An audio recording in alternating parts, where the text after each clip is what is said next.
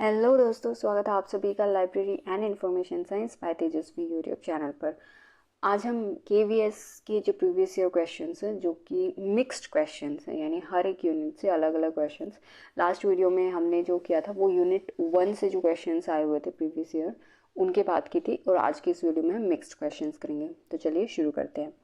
हमारा सबसे पहला क्वेश्चन है, who developed 7 faces of information literacy. तो 7 फेसेस ऑफ इंफॉर्मेशन लिटरेसी जो है वो किसने डेवलप की थी, ये हमारा क्वेश्चन है। कई बार क्वेश्चन ये भी अगर ये याद रखिएगा, जो क्वेश्चन है उसमें 7 फेसेस ऑफ इंफॉर्मेशन लिटरेसी की जगह 7 स्टेजेस ऑफ इंफॉर्मेशन लिटरेसी भी पूछा जा सकता है। ठीक है, 7 स्टेजेस ऑफ इंफॉर्मेशन लिटरेसी भी पूछा जा सकता है। अगर 7 स्टेजेस ऑफ इंफॉर्मेशन लिटरेसी पूछा जाए या 7 फेसेस ऑफ इंफॉर्मेशन लिटरेसी पूछा जाए, दोनों ही केसेस में हमारा आंसर क्या होगा? Christine Susan Bruce. ये हमारा क्या है, जो 7 फेसेस ऑफ आपके 7 फेसेस ऑफ इंफॉर्मेशन लिटरेसी है वो आपका किसने दिया था? क्रिस्टिन सूशन ब्रुस ने दिया था। ठीक है, तो इंफॉर्मेशन लिटरेसी क्या कॉन्सेप्ट है ये, जो कि 7 स्टेजेस ऑफ इंफॉर्मेशन लिटरेसी, जो चीज मेन चीज थी वो 7 स्टेजेस ऑफ इंफॉर्मेशन लिटरेसी थी। जिस जर्नल में इसको लिखा गया था, जिसमें मतलब ये आर्टिकल आया गया था, वो 7 फेसेस ऑफ इंफॉर्मेशन लिटरेसी थी। बट क्वेश्चन किसी भी तरह पूछा जा सकता है, आपको पता ना चाहिए क्रिस्टिन सूशन ब्रुस, जिसने 1997, ठीक है, ये भी याद रखिएगा कि ये जो 7 फेसेस ऑफ इंफॉर्मेशन लिटरेसी का कॉन्सेप्ट है वो 1997 में क्रिस्टिन सूशन ब्रुस ने अपनी मतलब जो 7 स्टेजेस दी थी 7 faces of information literacy journal में। अब जो इंफॉर्मेशन लिटरेसी शब्द है वो किसने दिया था? वो दिया था पॉल जुरकोवस्की ने। ठीक है, वो किसने दिया था? पॉल जुरकोवस्की ने। कब दिया था? 1974 में दिया था। कब दिया था? 1974 में दिया था। नेक्स्ट क्वेश्चन में मूव करते हैं। In which year the term information seeking coined by T D. Wilson. यहाँ से 2 क्वेश्चन आप ध्यान रखिए।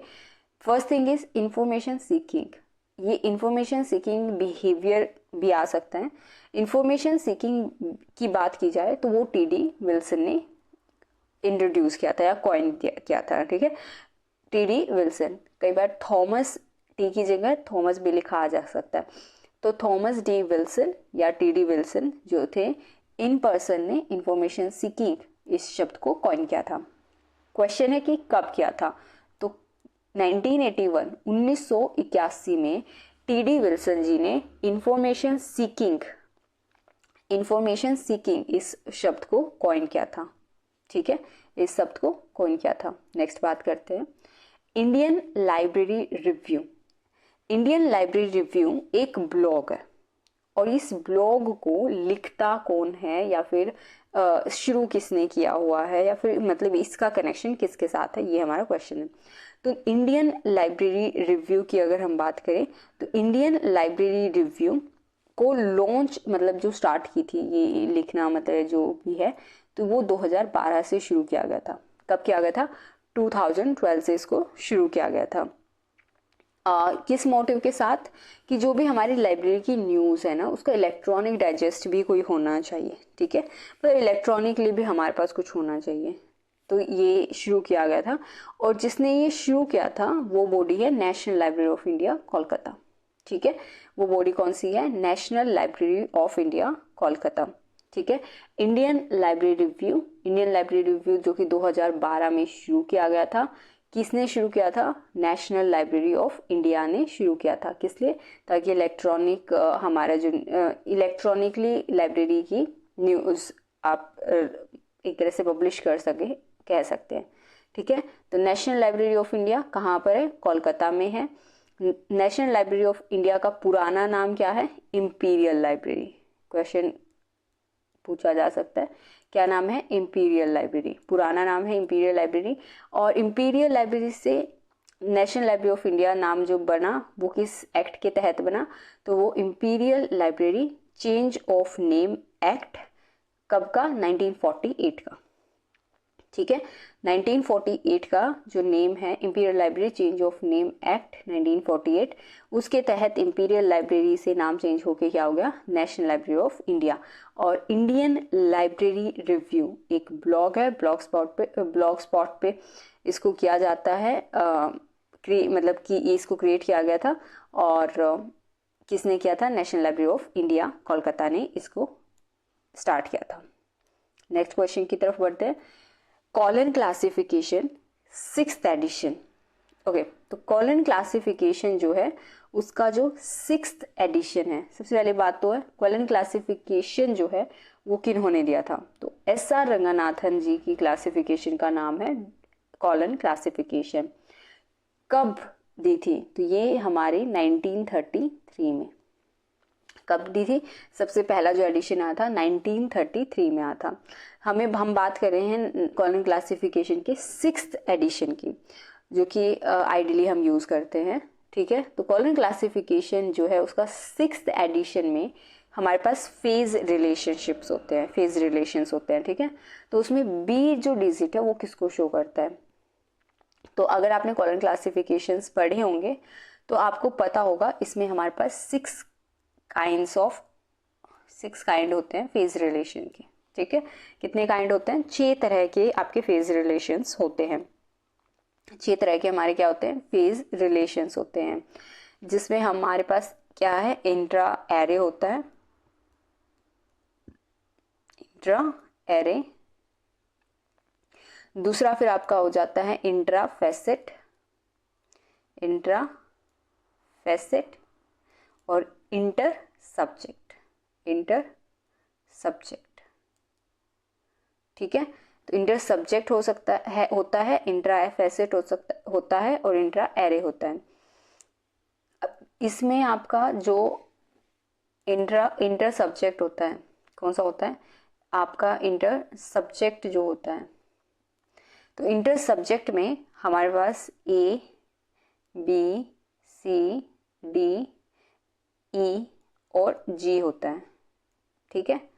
और क्या होता है, G होता है, A, B, C, D, E और G, ठीक है। ये सब हमारे पास होते हैं। तो क्वेश्चन है हमारे पास कि जो इसमें B है आपका वो किसको रिप्रेजेंट करता है, जो B है आपका, A होता है, B होता है, C, D, E और G, ठीक है। तो A आपका किसको रिप्रेजेंट करता है, A आपका रिप्रेजेंट करता है जनरल को, ठीक है। A किसको रिप्रेजेंट करता है, A रिप्रेजेंट करता है जनरल को, B रिप्रेजेंट करता है बायस को, C रिप्रेजेंट करता है आपका कंपैरिजन को। 2 सब्जेक्ट में अगर मैं कंपैरिजन वाला रिलेशन यूज कर रही हूँ तो वो हमारा क्या हो जाएगा, C मतलब होगा रिप्रेजेंट कर, D का मतलब डिफरेंस, E का मतलब आपका अगर हम बात करें तो टूल, और फिर G का मतलब हो गया इन्फ्लुएंस, ठीक है। ये हमारा होता है फेज रिलेशन। ये किस में आते हैं, इंटर सब्जेक्ट में आते हैं, किस में आते हैं, इंटर सब्जेक्ट में आते हैं। A रिप्रेजेंट करता है किसको, A shows general, B shows bias, C shows comparison, D difference, E tool और G हमारा इन्फ्लुएंसिंग। इंटर सब्जेक्ट में ये फेज रिलेशन को शो करते हैं। नेक्स्ट क्वेश्चन की अगर हम बात करें, which is not the part of CPU, central processing unit का इसमें से कौन सा पार्ट नहीं है। तो CPU की अगर हम बात करें तो सेंट्रल प्रोसेसिंग यूनिट जो हमारा होता है, जिसको हम ब्रेन ऑफ द कंप्यूटर भी बोलते हैं, उसमें हमारे पास ALU होता है, उसका पार्ट अर्थमेटिक लॉजिक यूनिट, दूसरा हमारा कंट्रोल यूनिट होता है, एंड तीसरा हमारा मेमोरी होती है। माउस उसमें नहीं होता है, माउस हमारा क्या होता है, एक external output device, input device होता है, लेकिन एक्सटर्नल पेरिफेरियल डिवाइसेस होता है, ठीक है। कैसे डिवाइस होता है, हैंड हेल्ड पॉइंटिंग डिवाइस होता है, तो ये पेरिफेरल डिवाइस में काउंट करते हैं हम इसको। तो ये पार्ट नहीं है हमारा किसका, CPU का। अर्थमेटिक लॉजिक यूनिट होता है, कंट्रोल यूनिट होता है, और जो एडवांस कंप्यूटर्स होते आज के जो मॉडर्न कंप्यूटर्स होते हैं उसमें जो CPU होता है उनका मॉडर्न CPU जिसको हम बोल सकते हैं, तो मॉडर्न CPU में एक इंटीग्रेटेड सर्किट जो होती है, IC GPUs होती है, सबको पता है, आपको आई थिंक पता होगा। तो आईसी चिप जो यूज होते हैं इंटीग्रेटेड सर्किट, उसमें ऑलरेडी मेमोरी कंटेन होती है, ठीक है, उसमें हमारा क्या होता है, मेमोरी कंटेन होती है, इसलिए मेमोरी भी सीपीयू का पार्ट है। नेक्स्ट बात करते हैं information for all programme. Information for all programme IFAP। IFAP को कौन लॉन्च करता है, किसने लॉन्च किया था? IFAP यानी कि इंफॉर्मेशन फॉर ऑल प्रोग्राम, इसको लॉन्च करने वाली बॉडी है यूनेस्को। कौन है? UNESCO. Information for all programme, इसको जो ये सपोर्ट करती, इसको डिज़ाइन क्यों किया गया, ताकि ये जो नॉलेज सोसाइटी है उसको डेवलप करने में सपोर्ट कर सके, ठीक है। जो IFAP है यानी इंफॉर्मेशन फॉर ऑल प्रोग्राम है, इसको मेन मकसद था इसको डिज़ाइन करने का कि नॉलेज सोसाइटी की डेवलपमेंट में ये सपोर्ट कर सके। किसने किया था इसको स्टार्ट? यूनेस्को ने इसको शुरू किया था, ठीक है। किसने किया था? यूनेस्को ने इसको शुरू किया था। अगले क्वेश्चन की बात करते हैं। AACR2 इज रिप्लेस्ड बाय, देखो AACR2 की अगर हम बात करते हैं तो सबसे पहली बात तो ये है कि AACR सबसे पहले ये वाली जो है, इस फर्स्ट एडिशन है, ये first edition Anglo American cataloguing rules, full form हमें पता होनी चाहिए, एंग्लो अमेरिकन कैटलॉगिंग रूल्स। तो AACR का जो फर्स्ट एडिशन था वो हमारा आया था 1967 में। तो वेरी फर्स्ट एडिशन AACR का जो फर्स्ट एडिशन था वो कब आया था? 1967 में। फिर दूसरा हमारा है AACR2 1978 में आया, तकरीबन 10 के 11 साल बाद, ठीक है।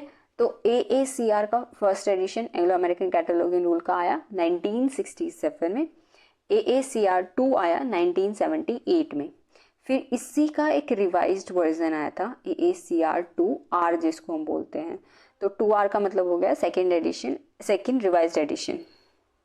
ये एक रिवाइज्ड एडिशन था, ये वही 10 साल के बाद तकरीबन सेम 1988 में। AACR2 शुरू हुआ था 1967 में, उसका सेकेंड एडिशन आया 1978 में, और उसका रिवाइज्ड एडिशन आया था 1988 में। फिर काफ़ी लंबे टाइम तक AACR2 रहा। अब रिसेंटली अगर हम बात करें तो AACR2 को रिप्लेस कर दिया है RDA ने। किसने कर दिया है? RDA ने, जिसकी फुल फॉर्म है आपकी रिसोर्स डिस्क्रिप्शन एंड एक्सेस। जिसकी फुल फॉर्म क्या है? रिसोर्स डिस्क्रिप्शन एंड एक्सेस, ठीक है। जो हमारा सेकेंड एडिशन था, रिवाइज्ड एडिशन, ये आपका 1988 से शुरू हुआ था और तकरीबन 2005 के आसपास इसको अबंडन कर दिया गया था एक तरह से। और उसके बाद जो RDA है उसको रिलीज़ किया गया 2010 में। RDA को रिलीज़ कब किया गया? 2010 में, जून 2010 में हम बोल सकते हैं, 2010 के जून में इसको स्टार्ट किया गया। और इसी को हम बोलते हैं कि ये AACR2 का सक्सेसर है, ठीक है। यहाँ से कई क्वेश्चंस बन सकते हैं अगर आप ध्यान से देखेंगे। तो AACR कब आया था? तो 1967 में आया था। सेकेंड एडिशन कब आया था? 1978 में आया था। उसका रिवाइज्ड एडिशन कब आया था? तो 1988 में आया था। 1988 AACR2R को अबंडन कब कर दिया गया? तो 2005 में उसको अबंडन किया गया। उसका सक्सेसर क्या है या फिर रिप्लेस किससे किया गया? तो RDA से उसको रिप्लेस किया गया। RDA की फुल फॉर्म क्या है? Resource description and access.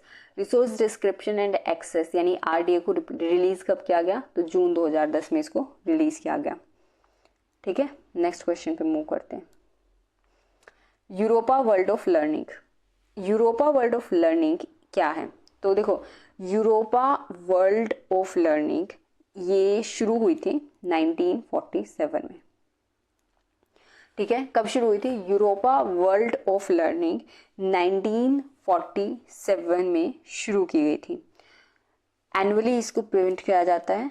कैसे किया जाता है? इसकी फ्रीक्वेंसी क्या है? एनुअली इसको प्रिंट किया जाता है। और ये एक इंस्टीट्यूशनल डायरेक्टरी है। क्या है ये? एक इंस्टीट्यूशनल डायरेक्टरी है, ठीक है। तो यूरोपा वर्ल्ड ऑफ लर्निंग शुरू कब हुई? 1947। एनुअली इसको पब्लिश किया जाता है और इंस्टीट्यूशनल डायरेक्टरी ये है। फिर नेक्स्ट है हमारे पास डी बेस। डी बेस यानी डेटाबेस। डेटाबेस एक डैश है, ठीक है। या डेटाबेस क्या है, तो डेटाबेस एक आपकी एप्लीकेशन सॉफ्टवेयर है। डेटा डी बेस क्या है, डी बेस यानी डेटाबेस मैनेजमेंट सिस्टम, डीबीएमएस भी हम इसको बोल देते हैं। तो database management system, database management software एक एप्लीकेशन सॉफ्टवेयर है। डेटाबेस डीबीएमएस जिसको हम बोलते हैं, डीबीएमएस डेटाबेस मैनेजमेंट सॉफ्टवेयर, ये जो है ये सी लैंग्वेज पर बेस्ड है, ठीक है। किस पे बेस्ड है ये आपकी सी लैंग्वेज पर बेस्ड है। किस पर बेस्ड है, सी लैंग्वेज पर ये बेस्ड है। अब एप्लीकेशन सॉफ्टवेयर्स क्या होते हैं, एप्लीकेशन सॉफ्टवेयर्स वो सॉफ्टवेयर होते हैं जो किसी स्पेसिफिक फंक्शन के लिए बनाए जाते हैं ताकि वो यूज़र की नीड को पूरा कर सके। जैसे एमएस पावर पॉइंट हो गया, एमएस ऑफिस हो गया, या फिर डेटाबेस मैनेजमेंट सॉफ्टवेयर हो गया, ठीक है। तो ये हमारे क्या होते हैं, एप्लीकेशन सॉफ्टवेयर होते हैं।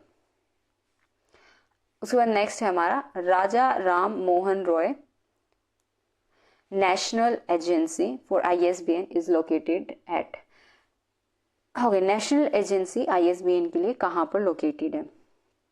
अब सबसे पहली बात तो ये यहाँ पे जो याद रखने वाली बात है, Raja Ram Mohan Roy library foundation RRRLF जिसको हम बोलते हैं, उसकी शुरुआत हुई थी मई 1972 में, राइट। जो कि आपकी पब्लिक लाइब्रेरीज है उनको फाइनेंशियली असिस्ट करने के लिए, या फिर जो पब्लिक लाइब्रेरीज है उनकी डेवलपमेंट के लिए, उनको गाइड करने के लिए बनाई गई है, मोटा मोटा, ठीक है। इतना आपको पता होगा। तो हमारे देश में आईएसबीएन जो देता है वो बॉडी है आपकी राजा राम मोहन रॉय नेशनल एजेंसी, ठीक है। कौन सी बॉडी है हमारे पास जो हमारे देश में क्या देती है, आईएसबीएन देती है, वो है राजा राम मोहन रॉय नेशनल एजेंसी। ये वो बॉडी है जो आईएसबीएन प्रोवाइड करती है। अब ये जो थी ये आपकी ministry of human resource development के अंदर आता है, first thing. Second thing, India में रजिस्ट्रेशन जो आईएसबीएन का होता है वो इसके अंडर किया जाता है। अब ये पहले कलकत्ता में ही था, लेकिन 2007 में इसको दिल्ली शिफ्ट कर दिया गया। कहाँ कर दिया गया, दिल्ली शिफ्ट कर दिया गया। तो Raja Ram Mohan Roy national agency for ISBN कहाँ पर लोकेटेड है, क्वेश्चन का आंसर हो गया दिल्ली। इनिशियली कहाँ पर था, तो उसका आंसर था कोलकाता, लेकिन ये कब था, इनिशियली शुरुआत में ये कोलकाता में था, लेकिन 2007 में इसको दिल्ली शिफ्ट कर दिया गया। यहाँ से एक और चीज याद रखने वाली बात है कि आईएसबीएन जो है वो पहले 10 डिजिट का होता था, लेकिन 2007 के बाद आईएसबीएन 13 डिजिट का हो गया है। कितने डिजिट का, 13 डिजिट का है, ठीक है। आई होप समझ गए होंगे आप। नेक्स्ट क्वेश्चन पे मूव करते हैं। बर्नी कन्वेंशन 1886 इज कंसर्न्ड विद। जो बर्नी कन्वेंशन हुई कब हुई थी, पहली बात तो ये आपको पता होना चाहिए। तो बर्नी कन्वेंशन हुई थी 1886 में। कई बार मैच क्वेश्चंस में आ जाता है ये। बर्नी कन्वेंशन कब हुई थी, तो बर्नी कन्वेंशन हुई थी 1886। किससे रिलेटेड है ये, तो ये आपकी कॉपीराइट से रिलेटेड है। किससे रिलेटेड है, कॉपीराइट प्रोटेक्शन से, या फिर लिटरेरी प्रोटेक्शन भी वर्ड आपका यहाँ आ सकता है।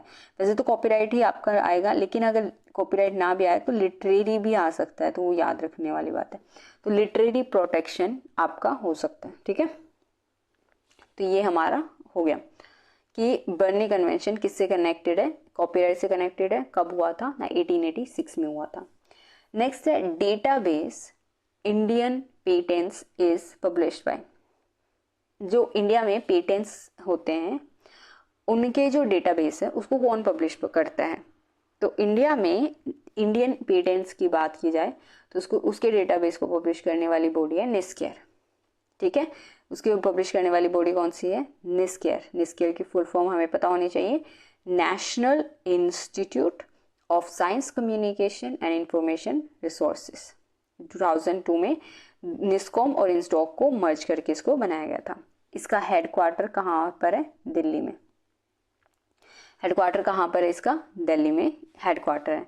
तो इंडिया में पेटेंट्स की अगर हम बात करें तो उसका लेखा जोखा हमारा, उसका जो डेटाबेस है वो निस्केयर मैनेज करता है। उसके बाद नेक्स्ट क्वेश्चन है, which one of the following is not a tool for book selection. मुझे बुक सिलेक्शन करना है अपनी लाइब्रेरी के लिए, तो मैं इनमें से कौन सा टूल यूज कर सकती हूँ और कौन सा नहीं, क्वेश्चन है कि नहीं कर सकती हूँ। तो देखो, बुक्स इन प्रिंट जो है वो हम यूज कर सकते हैं। ये बेसिकली अमेरिका की जो जितनी अमेरिका में बुक्स पब्लिश होती है उसकी जो लिस्ट पब्लिश करती है वो बुक्स इन प्रिंट करता है। फिर ये ब्रिटिश वर्जन है, सेम वही चीज़ जो ब्रिटेन में या फिर यूके में अगर हम जो पब्लिश होते हैं उसको करते हैं। फिर है पब्लिशर्स वीकली। पब्लिशर्स वीकली भी हमारे पास बुक्स की ही लिस्ट होती है, मतलब जो वीकली ट्रेड सर्कुलर होते हैं उसमें आती है ये। लेकिन डेटा इंडिया जो है वो आपका बुक सिलेक्शन में इस्तेमाल नहीं हो सकता है एटलीस्ट, ठीक है। जो डेटा इंडिया है वो आपका बुक सिलेक्शन में यूज़ नहीं किया जा सकता। उसके बाद है आपका नेशनल बुक ट्रस्ट, NBT, एक ऑटोनॉमस ऑर्गेनाइजेशन है जो फंक्शन करती है किस एजेंसी के अंडर, तो ministry of human resource development. Ministry of human resource development के अंडर NBT काम करती है। NBT शुरुआत कब हुई थी? 1957 में, 1957 में NBT शुरू हुई थी। है क्या NBT? देखो, NBT जो है वो आपकी अच्छी लिटरेचर को पब्लिश करने में, उसकी प्रोडक्शन में को इनकरेज करती है।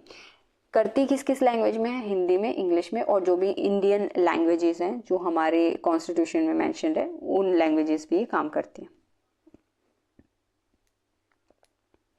नेक्स्ट है आपका Linux is an example of. Linux हमारा किस चीज़ का एग्जाम्पल है? तो लिनक्स एक सिस्टम सॉफ्टवेयर है, ठीक है। लिनक्स हमारा क्या है? लिनक्स एक सिस्टम सॉफ्टवेयर है। सिस्टम सॉफ्टवेयर की जगह अगर आपका ऑपरेटिंग सिस्टम लिखा आ जाए तो वो भी आपका बिल्कुल सही होगा। ऐसा मत समझिएगा कि ये तो सिस्टम सॉफ्टवेयर है तो ऑपरेटिंग सिस्टम नहीं हो सकता, ठीक है। तो सिस्टम सॉफ्टवेयर को ही ऑपरेटिंग सिस्टम भी बोल दिया जाता है कभी कभी। तो लिनक्स जो है वो हमारा क्या है? एक ऑपरेटिंग सिस्टम या फिर सिस्टम सॉफ्टवेयर है, ठीक है। लिनक्स की शुरुआत, लिनक्स जो है इसको दिया कब गया था? 1991 में दिया गया था। 1991 में इसको इंट्रोड्यूस किया गया था। सी लैंग्वेज और असेंबली लैंग्वेज पर ये रिटर्न है, मतलब कि, ठीक है। दिया किसने था? लिनस टॉरवर्ल्ड ने दिया था। आप थोड़ा सा हल्का सा याद रख सकते हो इसको। नेक्स्ट है आपका Dublin core metadata. Dublin core metadata की अगर हम बात करें तो डुब्लिन कोर मेटाडेटा आपका जो डिजिटल लाइब्रेरीज होते हैं, डिजिटल मतलब लाइब्रेरीज जो होती है हमारे, उसमें हम कार्ड बनाते हैं जो डिजिटली, तो डिजिटली जो कार्ड कैटलॉग बनता है उसके लिए आपका डुब्लिन कोर मेटाडेटा इस्तेमाल किया जाता है। इसमें टोटल कितने एलिमेंट्स होते हैं? इसमें आपके टोटल 15 एलिमेंट्स होते हैं। कितने एलिमेंट्स होते हैं? 15 एलिमेंट्स होते हैं, ठीक है। कौन कौन से होते हैं वो हम फिर किसी और वीडियो में बात करेंगे। नेक्स्ट है ई शोध सिंधु। ई शोध सिंधु ये क्या है? तो ई शोध सिंधु आपका एक कंसोर्टियम है। ई शोध सिंधु आपका क्या है? एक कंसोर्टियम है। कंसोर्टियम होता है जो कुछ अलग अलग मतलब कि एक ऐसा प्लेटफॉर्म होता है जो आपकी ओपन एक्सेस यूज़र रजिस्ट्रेशन को अलाउ करता है। मतलब एक तरह से आपका कुछ अलग अलग जो कंसोर्टियम्स होते हैं, नहीं, अलग अलग बॉडीज होते हैं, उनको मर्ज करके भी बनाया जा सकता है। कंसोर्सिया जो होते हैं उनको मर्ज करके बनाया जा सकता है, कंसोर्टियम होता है मतलब बेसिकली। ई शोध सिंधु की बात करते हैं तो ई शोध सिंधु 2015 में आया। क्वेश्चन बहुत बार पूछा जाता है, याद रखिएगा। ई शोध सिंधु कब आया था? तो ई शोध सिंधु फॉर्म हुआ था 2015 में। इसको 3 अलग अलग बॉडीज, 3 अलग अलग कंसोर्सिया को मर्ज करके बनाया गया था, ठीक है। तो इसको अलग अलग 3 कंसोर्सिया को मर्ज करके बनाया गया था। 3 अलग अलग क्या था? कंसोर्सिया को मर्ज करके बनाया गया था, 3 कंसोर्सिया। अब वो कौन कौन से थे तो उनकी बात करें। कई बार बहुत बार क्वेश्चन भी पूछा जा सकता है, पूछा गया है मतलब। यूजीसी इन्फोनेट पहला, तो यूजीसी का जो इन्फोनेट है उसको एक डिजिटल लाइब्रेरी कंसोर्टियम है हमारा। दूसरा एनलिस्ट, और तीसरा आपका इंडेस्ट AICTE।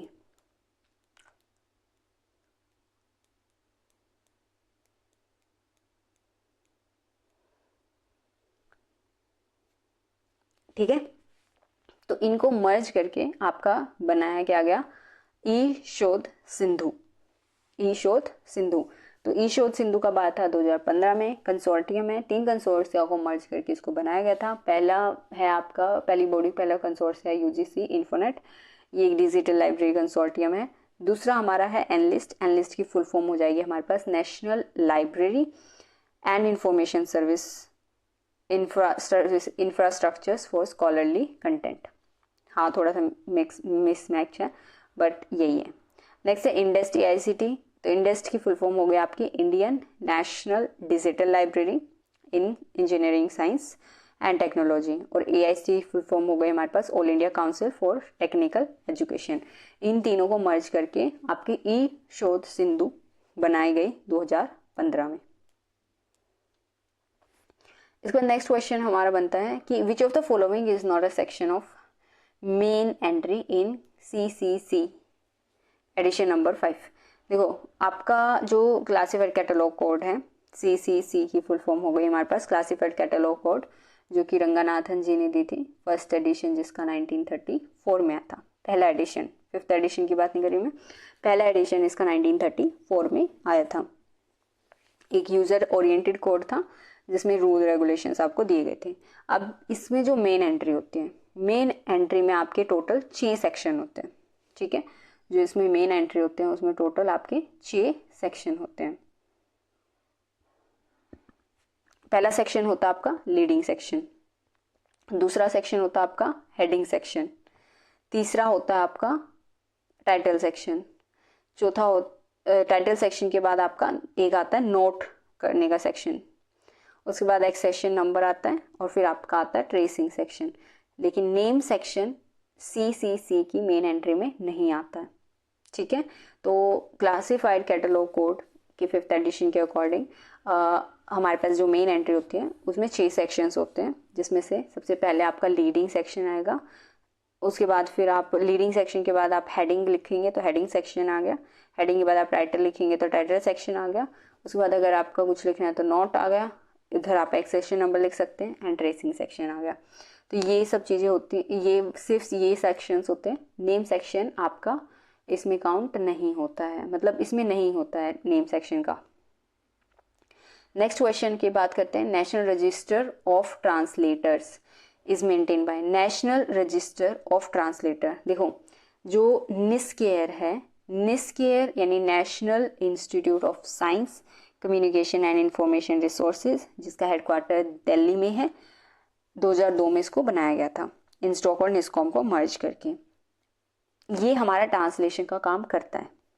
ठीक है, ये आपका तकरीबन 20 फॉरेन लैंग्वेजेस को इंग्लिश में ट्रांसलेट करने का काम करता है, और इंग्लिश को उसमें मेनली इंग्लिश में करने में, और ये मेनली आपका साइंस एंड टेक्नोलॉजी डॉक्यूमेंटेशन पे काम करता है। ठीक है, साइंस एंड टेक्नोलॉजी की जो ट्रांसलेशन है उसमें काम करता है ये। इसके अलावा अगर हम बात करें तो जो अब नेक्स्ट ऑप्शंस देखते हैं हम, हमारा जो नेशनल रजिस्टर है ट्रांसलेटर्स का, उसको जो मेंटेन करता है, ठीक है, वो कौन करता है? नेशनल ट्रांसलेशन मिशन, NRT, यानी नेशनल रजिस्टर ऑफ ट्रांसलेटर्स जो है उसको मेंटेन करने का काम आपका कौन करता है? National translation mission. National translation mission क्या है? ये तो इसका मेन एम है कि आपको नॉलेज जो है उसको डिसेमिनेट करना, जो हमारी इंडियन लैंग्वेजेस हैं, जो कॉन्स्टिट्यूशन के आपके 8th शेड्यूल में, कॉन्स्टिट्यूशन का जो 8th शेड्यूल है उसमें जो आपकी 22 लैंग्वेजेस मेंशन है इंडियन लैंग्वेजेस, उन 22 इंडियन लैंग्वेजेस में नॉलेज को स्प्रेड करना, नॉलेज को डिसेमिनेट करना नेशनल ट्रांसलेशन मिशन का काम है। तो नेशनल रजिस्टर ऑफ ट्रांसलेटर्स को मेंटेन करने का काम भी यही करता है क्या ये नेशनल रजिस्टर ऑफ ट्रांसलेटर? तो ये एक तरह का रजिस्टर टाइप में ही चीज़ मान के चलिए। इसमें आपको ये एक रिपोजिटरी है जिसमें आपको name, professional details, contact details किसी जो हमारे देश में ट्रांसलेटर्स हैं उनकी बहुत आसानी से मिल जाती है, इसलिए इसको नेशनल रजिस्टर ऑफ ट्रांसलेटर्स बोला जाता है। ठीक है, फिर उसके बाद है content bye journal. Content bye journal is an example of, content bye journal एक एग्जाम्पल है इनमें से किस सर्विस का? तो करंट अवेयरनेस सर्विस का एक एग्जाम्पल है हमारे पास, और वो क्या है? Content bye journal. ठीक है, तो करंट अवेयरनेस सर्विसेज के आपके मेनली 4 मेन मतलब सर्विसेज होते हैं, करंट अवेयरनेस सर्विसेज जो होते हैं उसके आपके मेनली 4 टाइप की सर्विसेज होते हैं, जिसमें से एक आपका क्या है, कंटेंट बाय जर्नल सर्विस है, दूसरा आपका डॉक्यूमेंटेशन बुलेटिन होता है, तीसरा रिसर्च इन प्रोग्रेस बुलेटिन होता है, और चौथा आपका न्यूज़पेपर क्लिपिंग सर्विसेज होता है। तो कई बार हो सकता है जैसे प्रीवियस ईयर में कंटेंट बाय जर्नल करके पूछ लिया कि ये किसका एग्जाम्पल है, तो नेक्स्ट क्वेश्चन, नेक्स्ट किसी मतलब एग्जाम में हो सकता है कि रिसर्च इन प्रोग्रेस बुलेटिन बताइए कि इसका एग्जाम्पल है, तो वो भी पूछा जा सकता है। तो अगर रिसर्च इन प्रोग्रेस बुलेटिन की बात की जाए या डॉक्यूमेंटेशन बुलेटिन की बात की जाए या फिर न्यूज़पेपर क्लिपिंग की बात की जाए, कंटेंट बाय जर्नल की बात की जाए, तो ये आपका किसके एग्जाम्पल है, करंट अवेयरनेस सर्विसेज के एग्जाम्पल है। जो 4 टाइप की सर्विसेज करंट अवेयरनेस सर्विसेज में आते हैं उनमें से एक टाइप की सर्विस आपकी कंटेंट बाय जर्नल सर्विस है, चीपेस्ट एंड क्विकेस्ट है, लेकिन है, ठीक है। तो आई होप ये जो क्वेश्चंस आप हमने किए हैं आपके कितने ठीक हुए हैं, आप अपना चाहें तो अपना स्कोर हमारे साथ शेयर कर सकते हैं। नेक्स्ट वीडियो में हम बाकी और भी क्वेश्चंस करेंगे और कोशिश करेंगे और भी ज़्यादा क्वेश्चंस करने की, ठीक है। तो अपनी तैयारी पे ध्यान दीजिएगा, अच्छे से करते रहिएगा, और हम नेक्स्ट और क्वेश्चंस और भी ज़्यादा क्वेश्चंस लेकर आएंगे, और होपफुली 25 तक हम 1000 क्वेश्चंस पूरे कर लेंगे। मिलते हैं नेक्स्ट वीडियो में। Thank you so much. Stay blessed, stay happy.